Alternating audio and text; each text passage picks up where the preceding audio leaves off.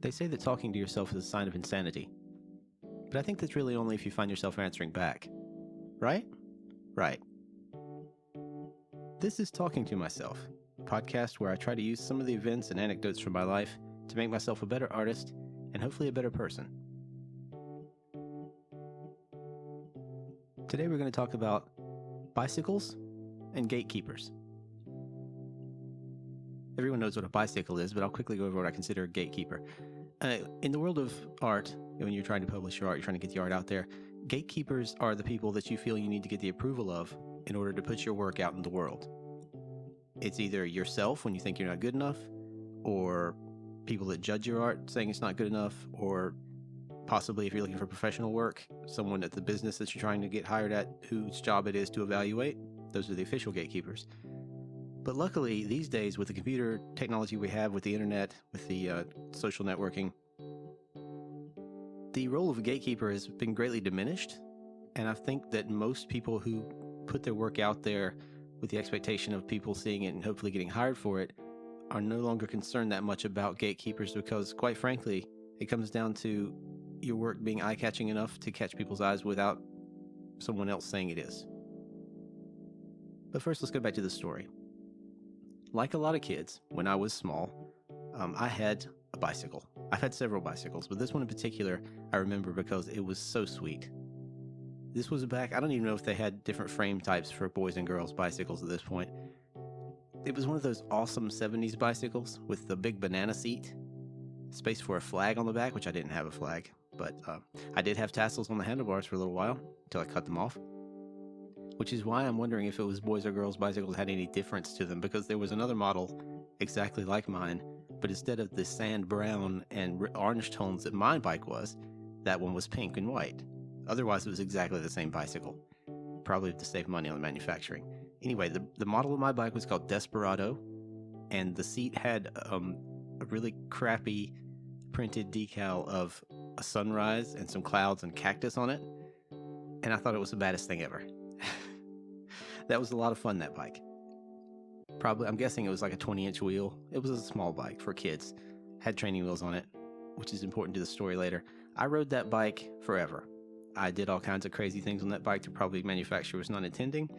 This was the days before safety being such a huge issue, at least where I was living, so no helmet, no pads. Basically just spitting in fate's face every time you took the bike out, especially when you lived where I did, where there were no sidewalks, very few paved roads even around my area. So that bike became a dirt bike, de facto. So as I said, I took this bike everywhere. I did everything on this bike, including jumps. Now, you may not be aware of this if you don't have children. I don't have children, but I'm aware of this through personal experience. Kids like to build ramps with very little engineering knowledge. A couple of bricks and a piece of wood, or if you're lucky enough to find a metal plate, something that won't give when you ride over it, you got yourself a ramp. And of course, the steeper the ramp, the better it will be. So you move the bricks closer and closer to the point where the ramp touches the ground, and you get a steeper ramp. You also get a more unstable ramp, and it's more dangerous. But that's how kids think. And it works usually. You can get more air that way. We never really jumped over anything, as I recall. Just for some reason we wanted a ramp to make the bike go up in the air. That's just how it was. Anyway, at this point, my bike still had the training wheels on it. And the other kids were kind of giving me some crap about it. I was still doing all the crazy stuff with training wheels on it yet. And I was telling my dad, I need to take these training wheels off because, you know, I think I can probably ride without them since I'm taking this thing into ditches and jumping over stuff and having all kinds of fun. And he was saying he'd get around to it, but maybe he thought I didn't need to do that yet because I'd fallen quite a few times. Surprise, surprise. But I thought, you know, I don't need the training wheels. So one particular jump on one of these crappy, shaky ramps, I came down on the side and snapped one of the training wheels right off. It just broke. So I was kind of interested in that. It did make things a little lopsided for a while because I could lean over to one side a lot more than the other, so I fell quite a bit more after that. But eventually I broke the other one off manually. And then the next time Dad noticed my bike, he was like, hey, you took the training wheels off. Good. You did it for yourself. You decided you were ready and you took them off. I was like, yeah, that's exactly what I did. I used tools like a human and I took them off like a man would. I certainly didn't break them off like a chimp. The point here is, if I'd waited till the gatekeeper, in this case my dad, in this stretched metaphor, if I'd waited for the gatekeeper to actually tell me that it was okay and take the training wheels off for me, I would have been held back and wouldn't have been able to do quite as many sweet jumps as I did later on. And I think eventually I ended up destroying that bike, trying to jump too far, landing on a tree or something. Anyway, the point is, I was the one that was able to decide when the training wheels could come off. It actually through chance and accidental breaking them, but later on, because I decided to take the other one off, it was my decision. I felt I was ready, and obviously I was, because the training wheels broke. And the same thing applies back to your art. I know a lot of people who do art that aren't professionals yet or want to be professionals have this feeling that they can't post stuff online. They shouldn't post stuff online until they feel like they've gained the approval of the world, I suppose.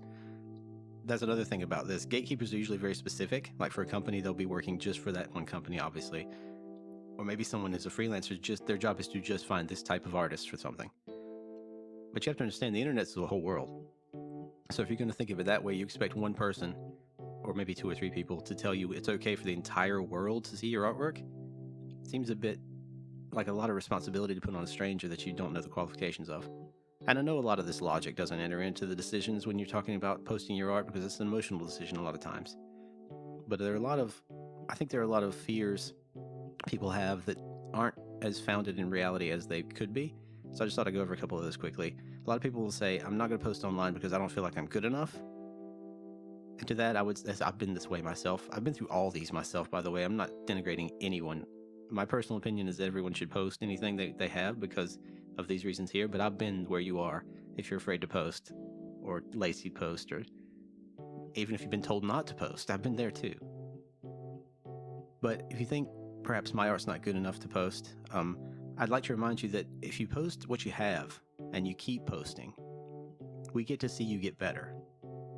And being out there in the world and being in someone's impression, and being in the radar of someone who may be able to hire you later on, them seeing you get better is a really great reference for them wanting to work with you, because they see that you're willing to work at it and they can actually see you get better.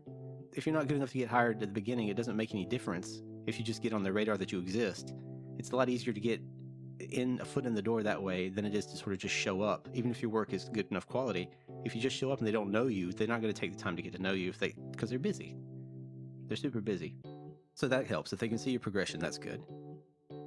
Also, on another note with that, putting stuff out there that you feel maybe isn't good enough will also give you some sort of drive or a fire under you to make it better. Next time I'll post something better because I feel like I have to.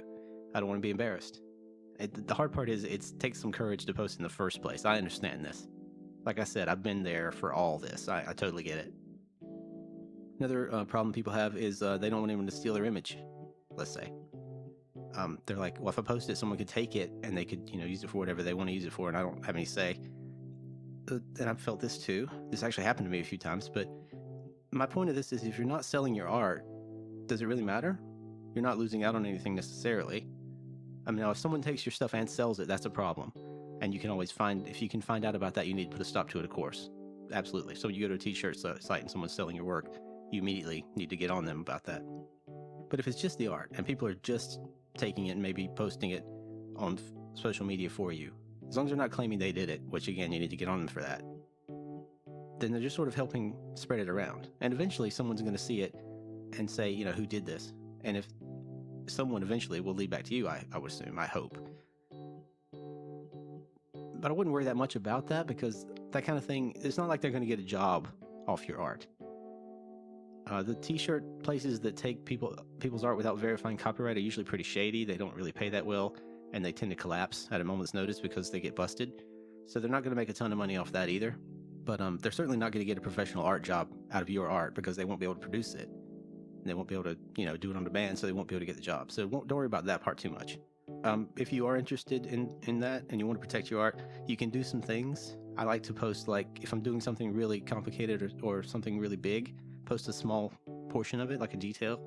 Post a progress shot. People love seeing those kind of things, which is like an image of your hand or the tool working on the item. Doing a smaller version of the whole thing makes it much more difficult to pirate it, but it also gives the viewer a general impression of the quality that you're working on and what you're working on. Also, make sure that your images and your posts are always low res, obviously, so you can't print those very well. But in general, I try not to worry too much about people stealing something and using it for themselves, because at the moment I'm not really selling those things so much. When I start doing prints of certain things, I'll make sure to safeguard my online posts a little better. Maybe only host them on your website, full size, that kind of thing. But don't let that hold you back from posting, is what I'm trying to say. Because you have to be out there. Regardless of the risks, you have to be out there to be seen and in order to enter this gigantic shark tank of art. Another argument or issue that people have with posting online is they don't want to face the judgment that they may feel they're going to get, especially if they don't feel they're good enough. They don't want to have people comment that they're crap, or they're not going to ever make a job at this, or just they don't want to deal with the negative stuff. And I know the internet has got some negative stuff in it. Oh boy. YouTube alone has the comment section that's vicious sometimes. My response to that sort of behavior or that sort of thought is to, if you don't want to experience the comments, don't read them. Don't look at them. Just post it and walk away. I mean, you can check on it, see how many you got. If you need that little endorphin boost that makes you feel good that people are seeing it, then sure, you can do that. I like to use Instagram specifically because I'm lazy and it's designed to post images. So I post an image and I'll check how many people have seen it, maybe, or check likes. But comments, I may or may not even pay attention to, unless I'm looking for something specific. Like if I post something and say, hey, should this be green or blue? Post 2 versions, and then I want to see what they say. Of course, I'll check that. But you have control over how much exposure to that you have on social media.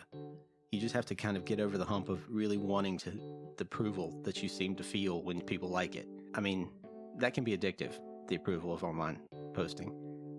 That's a whole separate issue. The point is, you should still post. I know these issues are difficult to get over. I know it's hard, but if you want to make art and share it with people, you have to post online. The alternative is trying to exist strictly in the real world with your art, and that's worse, if you ask me. That's way scarier, because in that case, interactions that you have are not only avoidable, but they're face-to-face. You do a gallery show, people are going to ask you about the art. They're going to want to talk about it, and they're going to comment on it, and you can't just not listen to them and walk away. Or they won't comment at all, and you'll feel bad because they're standing right there and they're looking at it, and you're like, oh, they're thinking, what are they thinking about it? I don't know. So in my opinion, you have to get some sort of online presence with your art if you want to get it out there and get better at it too, because that sort of thing, again, acts like a fire under you to be better next time, or progress, expand. In general, my argument is, if you're scared or worried or too lazy to post your art online, you don't actually have to put your art out in the world. If you make art because it pleases you and that's all it's for, then fine. That's great. Maybe you want to show it to your family or your friends. That's awesome. You do that. Art is great for that. Art is an excellent hobby for that. But if you want to make money on it, you just want to put it out there so people can see it, posting online is the best way to go.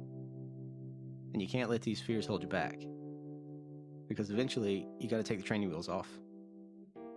You don't have to crash on a jump and knock them off. You can just take them off with tools. But you do need to take them off. Otherwise, your sweet bike will always look like a little kid's bike. This has been me talking to myself. Hopefully, someone else in the world gets something out of it too. But I'm trying to convince myself to do more online this year. And this is one of the ways. Thanks to my patrons who sponsor me. You also, if you're a patron, you get to see these a week earlier than everyone else, because you're special and shiny. Thank you to all the people who support me, and I will see you guys next time if you feel up to it.